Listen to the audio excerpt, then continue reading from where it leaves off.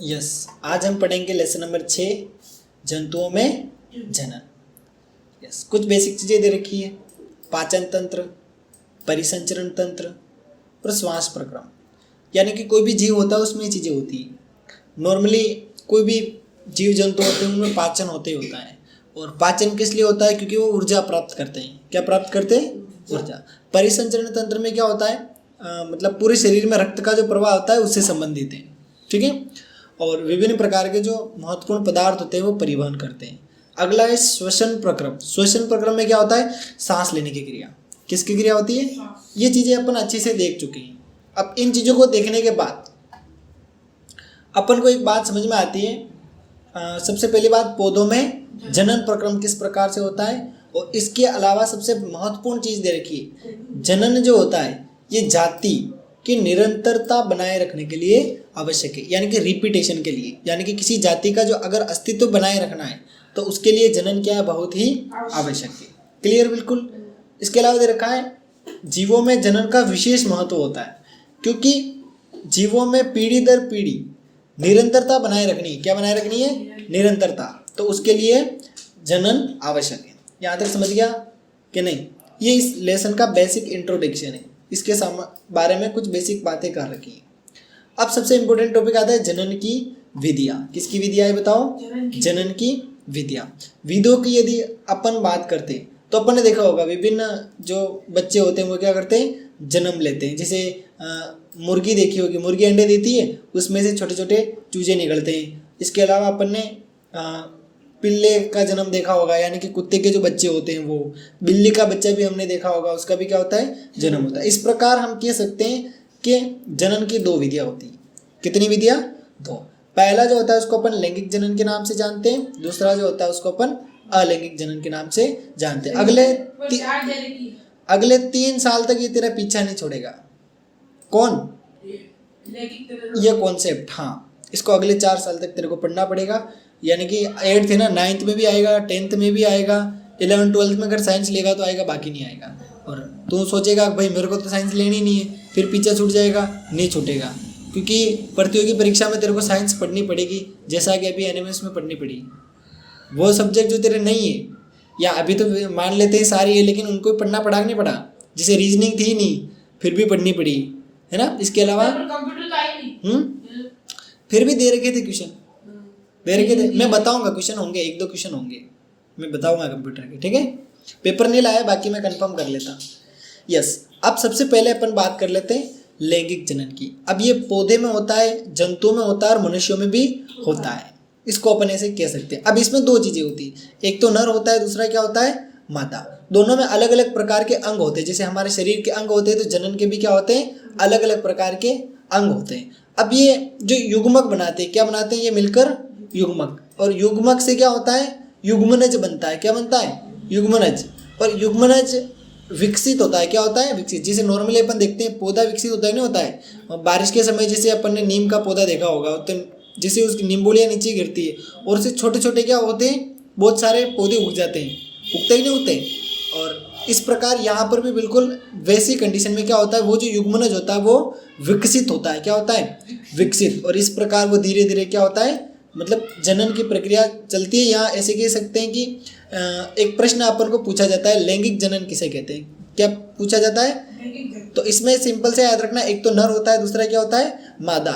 ये क्या करते हैं? युग्मक का संलयन करते हैं। क्या करते हैं? युग्मक का संलयन। और ये जो प्रक्रिया है इसको अपन लैंगिक जनन के नाम से जानते हैं। क्लियर? बिल्कुल।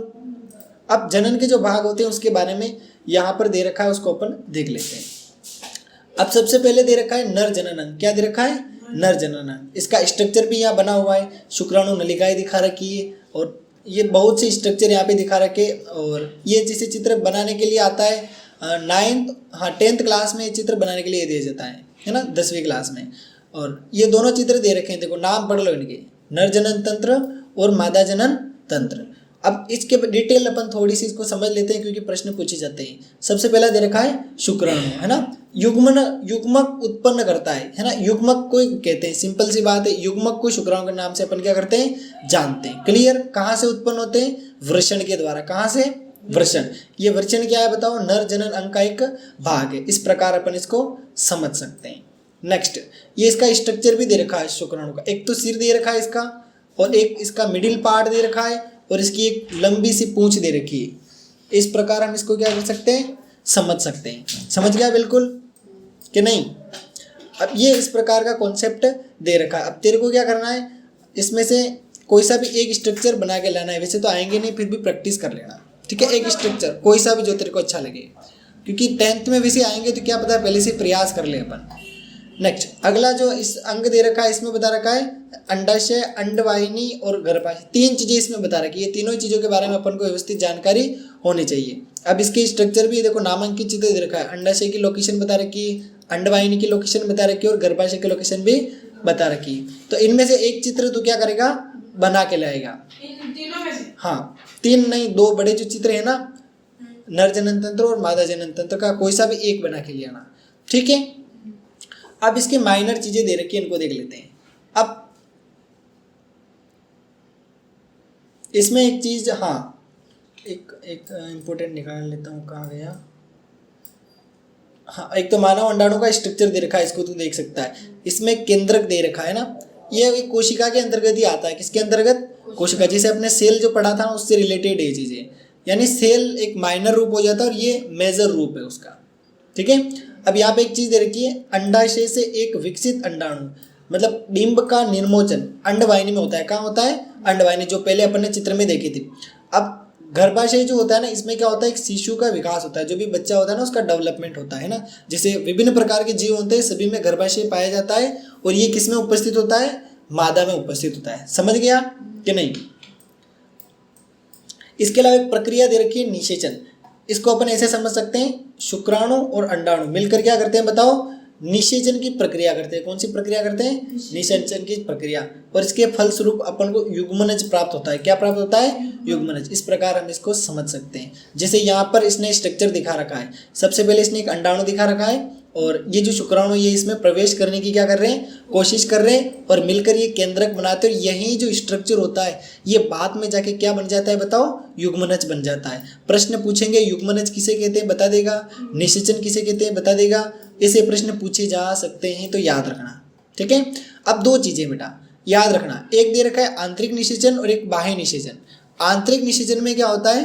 शरीर के अंदर निषेचन होता है। किसमें? शरीर के अंदर। और बाह्य निषेचन में शरीर के बाहर निषेचन होता है। अब कौन कौन से जंतु जिनमें आंतरिक होता है? मनुष्य में आंतरिक होता है, गाय में भी आंतरिक होता है, कुत्ते में भी आंतरिक होता है, और मुर्गी में भी क्या होता है? आंतरिक होता है। याद रखना, ये बड़े बड़े लेवल पर भी पूछे जाते हैं, लेकिन अभी छोटे लेवल पर ही बड़े बड़े क्वेश्चन पूछे जाते हैं, अपन को याद रखना है। एक IVF दे रखा है, इसका पूरा नाम याद रखना, इन विट्रो निषेचन। क्या कहते हैं इसको? इन विट्रो निषेचन। याद रखना, IVF बताओ? इन विट्रो निषेचन। यस, याद रखना। और इसमें क्या काम? हाँ, एक बाह्य निषेचन दे रखा है, इसको देख लेते हैं। बाह्य निषेचन में क्या होता है? नर और मादा युग्म का सलयन शरीर के बाहर होता है। अभी बताया था ना मैंने, याद रखना। इसमें एग्जाम्पल याद रखना, मछली और स्टारफिश। देखा होगा शरीर के बाहर ये इनका निषेचन होता है। और ये भी अंडे देते हैं कि नहीं देते हैं? हाँ, ये कॉन्सेप्ट इसमें दे रखा है। अब ये इसका और भ्रूण का परिवर्तन, यानी कि भ्रूण किस प्रकार बनता है। अभी हमने युग्मनज की बात कर ली थी। युग्मनज विकसित होकर किस में बदल जाता है? भ्रूण में बदल जाता है। देखो यहाँ पर दे रखा है, मैं बता देता हूँ। विभिन्न ऊतकों और अंगों को में परिवर्तन होता है। विकसित होती हुई संरचना, जिसको हम किस नाम से जानते हैं? भ्रूण के नाम से जानते हैं। और भ्रूण का जो रोपण, यानी कि इसको कहाँ पर स्थापित किया जाता है बताओ? गर्भाशय में स्थापित कर दिया जाता है। और निरंतर इसका क्या होता रहता है?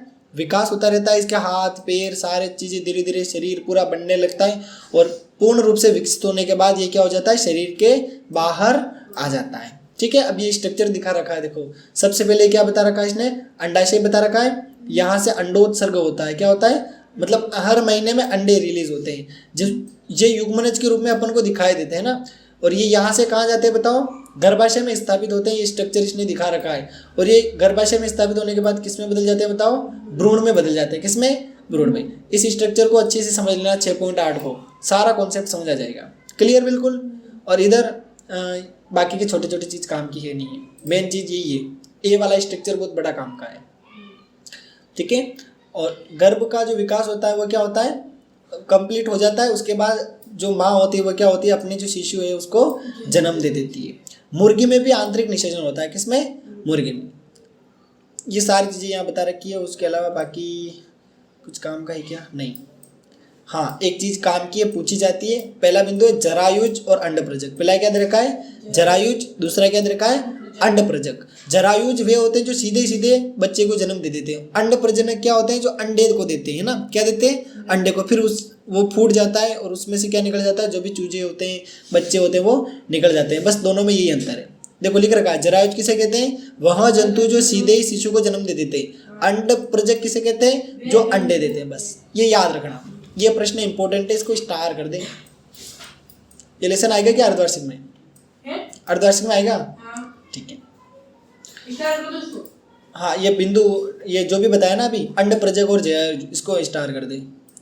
फिर ये मेंढक से संबंधित दे रहा है, इसको याद रखना। अब ये ज़्यादा काम का नहीं है, फिर भी कायांतरण देख लेना इसको थोड़ा सा। कायांतरण किसे कहते हैं देख लो। कुछ विशेष परिवर्तनों के साथ टेडपोल का वयस्क में रूपांतरण।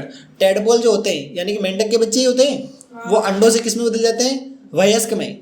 इसको हम किस नाम से जानते हैं, कायांतरण के नाम से। अगला बिंदु है अलैंगिक जनन। क्या दे रखा है बताओ, अलैंगिक जनन। ये एक कोशिकीय जीव, यहाँ छोटे छोटे जीव होते हैं, उनमें होते हैं। क्लियर। ये बिल्कुल क्या करते हैं, इनमें ज़्यादा आनुवांशिक गुण ऐसे कुछ होते नहीं। ये क्या करते हैं, बस अपने जैसी संरचना बार बार रिपीट कर लेते हैं ना, जिसे बहुत ही छोटे जीव होते हैं। और इसमें कुछ एग्जाम्पल जैसे सूक्ष्म जीवों के बारे में बता रखा है, यानी कि विभिन्न प्रकार के सूक्ष्म जीव। जैसे पहला दे रखा है अमीबा, है ना। अमीबा की यदि हम बात करें तो इसी प्रकार से क्या करता है, अपना जनन का काम करता है, अलैंगिक जनन के माध्यम से। जैसे एक बिंदु दे रखा है हाइड्रा, इंपॉर्टेंट है, याद रखना। प्रश्न ऐसे आएगा, मुकुल किसे कहते हैं, या हाइड्रा क्या होता है, इसे पूछ सकता है। तो सिंपल सी बात है, हाइड्रा में देखो क्या दिख रहा है, सबसे पहले हाइड्रा बना हुआ है, ऊपर चित्र देख लो ब्लू में। और सेकंड में क्या हो रहा है, एक छोटा सा जो उभार है वो डेवलप होता हुआ दिखाई दे रहा है। फिर उसी से बिल्कुल सेम वैसा का वैसा हाइड्रा बनकर तैयार हो गया है। तो इस प्रकार क्या होता है, हाइड्रा में मुकुलन होता है। क्लियर बिल्कुल। अब कोई पूछे मुकुल किसे कहते हैं, क्या बताएगा कि उभार विकसित होते नए जीव, जिसको अपन मुकुल के नाम से जानते हैं। और ये जो होता है ये अलैंगिक जनन होता है। क्लियर बिल्कुल, याद रखना। एक और अमीबा दे रखा है, अमीबा में द्विखंडन। देखो सबसे पहले एक अमीबा दिख रहा है, फिर अमीबा का जो केंद्रक है दो भागों में बढ़ गया। उसके बाद ये दोनों अमीबा एक दूसरे से अलग हो गए। पहला अमीबा ये बन गया, दूसरा ये बन गया। ये अलैंगिक जनन होता है। इसमें कुछ अलग लैंगिक जनन इसमें होते हैं नहीं है, विभिन्न अंग इसमें होते नहीं है, बिल्कुल शॉर्ट एंड स्वीट काम है। ठीक है। अब ये डोली की कहानी तू घर पे पढ़ना आराम से, कल मेरे को सुनाना। कुछ समय तक जी थी, बाकी मर गई। अब आपने क्या सीखा, अभी बैठ के पढ़ ले, लेसन भी जल्दी से रीड कर ले। छोटा सा लेसन है, कल नोट्स की क्लास ले लेंगे इसकी। समझ गया बिल्कुल, आसानी से समझ में आ गया। यस, अब जल्दी से रीडिंग कर लो।